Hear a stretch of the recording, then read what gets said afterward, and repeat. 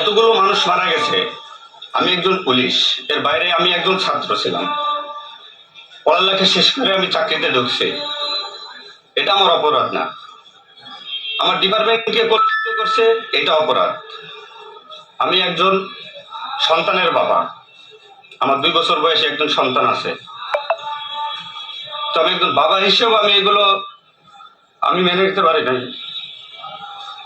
আমার ভাইরা মারা গেছে, তা ছোট ছোট ছেলেমেয়েরা বলতেছে আমার বাবা কই, আমার বাবা কই।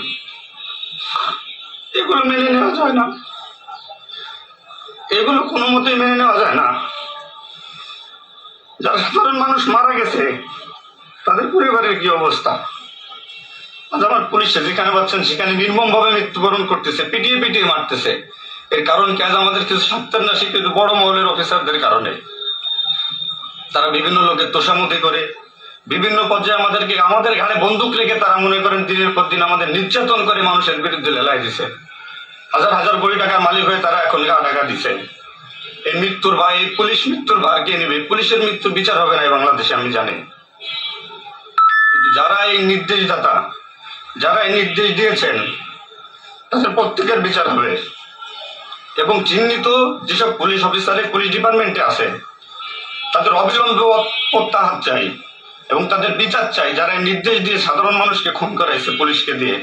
আচ্ছা, এতগুলো পুলিশ মারা গেছে, এই সম্পূর্ণ দায়ভার এই ডিপার্টমেন্টের অফিসারদের নিতে হবে।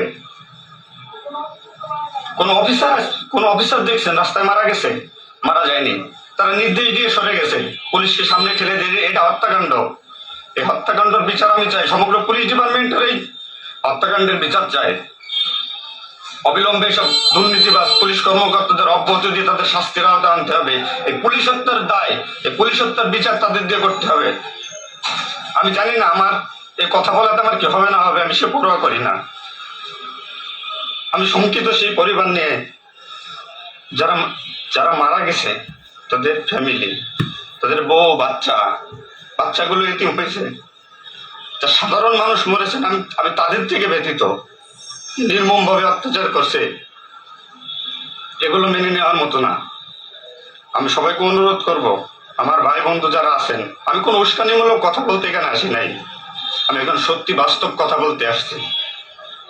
আমি আমার কষ্টের সঙ্গে বলতে হয়, আমি একজন পুলিশ পরিবারের ছেলে। আমার বাবা ডিউটিরত অবস্থায়, অন ডিউটি অবস্থায় 2012 সালে মারা গেছেন।